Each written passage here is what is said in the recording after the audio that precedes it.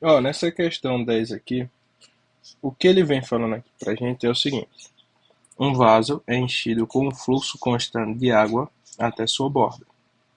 Então, beleza, a gente já sabe, né? Vamos lembrar que o fluxo de água constante, né, é o quanto de água que está entrando nos recipientes que ele vai descrever, certo? Então, ó, o gráfico ao lado mostra a altura da água no vaso em função do tempo. Então, ele está descrevendo para a gente, né, o quão rápido, né, ou quão devagar vai estar crescendo, vai estar subindo, né, a altura do recipiente, né? Então, ó, vê o que ele fala. Qual das formas abaixo pode representar esse vaso? Então, ele quer algum dessas alternativas aqui embaixo, né, que descreva, que consiga descrever esse gráfico, né? Então, qual é que vai corresponder, né? Então, é interessante pensar no que pode ajudar ou no que pode atrapalhar, né? O que pode fazer ser mais rápido ou ser mais devagar, o aumento da altura, né? Então, é interessante, quando a gente for fazer esse tipo de questão, a gente imaginar esse evento, né? Então, por exemplo, vou analisar, por exemplo, a letra A e a letra B, tá? Vou fazer A e C na real, A e D, certo? Ó, se você olhar aqui para o A, se a gente colocasse, né, uma torneirazinha aqui, né, caindo água, aí quando ela caísse e ela fosse enchendo, né, ela ia começar a encher aqui, ia começar a encher, ia começar a encher, e ia enchendo, né? Se a gente fizesse essa mesma perspectiva aqui para a D, o que que ia acontecer? Ó, nota que o D não ia precisar de tanta água, né, para encher, né? Então ele ia conseguir aumentar a sua altura mais rápido, porque naquele mesmo tempo, com aquele mesmo fluxo de água, né, vamos dizer que colocamos 10 litros em cada uma, vai estar mais alto em quem? Em D ou em A? Em D, né? Você nota que em D essa partezinha aqui, ó, vai fazer com que ele precise de menos volume para aumentar a sua altura. Então ele vai aumentando mais rápido. Enquanto o cilindro não, né? O cilindro ele vai aumentando sempre com a mesma necessidade de volume, né? Então a gente entrou aqui na chave da questão. É a gente analisar essa rapidez de acordo com o formato que eles vão ter para aumentar. Então, feito eu disse aqui na letra A, não tem, desde o começo ao final, não tem nada que mude. Ele vai estar sempre precisando aumentar o volume na mesma quantidade, beleza? Então ele vai estar sempre aumentando de forma constante. E aí, se a gente fosse descrever esse aumento, seria uma linhazinha reta, beleza? Então, não poderia ser a letra A por conta disso, tá certo? Ó, então vamos dar uma olhada aqui na letra B agora. Vê, a letra B começa precisando de mais, né? E aí ela vai chegar aqui, ó, nesse ponto, e ela vai precisar de menos volume, né? Então, no tempo menor, ela vai subir mais rápido, né? Então, imagina que ela poderia, né, o gráfico, se a gente fosse escrever esse gráfico aqui, ele poderia estar assim, né? Então, imagina que ele está aqui, ó, subindo. Aí chegou um ponto que ele foi mais rápido, né? Então, ao invés dele ser assim, ele vai diminuir um pouquinho, né? Então, vou fazer uma reta mesmo, só para a gente pegar a ideia. A retinha não seria assim, né? Desculpa aí. Então, ia ter um ponto em que ele ia mudar aqui. E esse ponto que ele mudasse, esse ponto justamente em que a gente está falando dessa partezinha aqui, ó, ela seria mais rápida.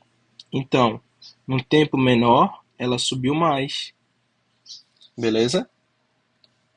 Então, nota, ó, vamos dizer, olhando para essas duas etapas, a primeira foi mais rápida ou a segunda, que aumentou a altura? A segunda, nessa parte azul.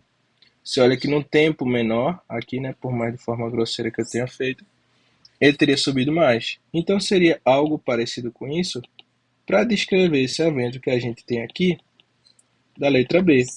Então, a letra B, ele tem duas, na verdade, né, mudanças que vão ocorrer. Então, se você notar aqui, ó, ele aumentaria, aí faria aquela subidinha, não é? E depois voltaria ao normal. Então, não tem algo parecido com isso, né? Uma mudança em dois estágios, né? A primeira mudança e a segunda mudança. Né? Seria algo parecido com isso. Então, não poderia ser também a letra B de bola. Se a gente for olhar agora para a letra C, né? A letra C, que é uma esfera, né? Ela tem esse formato, e aí quando a gente for avaliar ela, você nota aqui que ela vai começar precisando de bem pouquinho. Aí com o tempo ela vai aumentando, ó. Vai aumentando a necessidade do volume para aumentar a altura, vai aumentando, ó.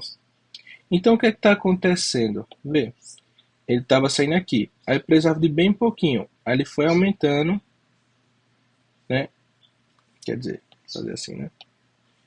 Ele precisava de bem pouquinho para aumentar a altura. Então depois ele foi aumentando a necessidade, né? Então ele fez isso daqui, ó. Então ele tinha bem pouquinho, então ó, começou com pouquinho, então cresceu rápido aqui, ó. Depois foi diminuindo. Se você olhar só até a metade, então aqui, né, poderia até descrever ela. Só que quando ele vem para aqui para cima, ele vai fazer o processo contrário, né? Ele vai começando a aumentar mais, né? Então ele faria mais ou menos assim, né? Beleza?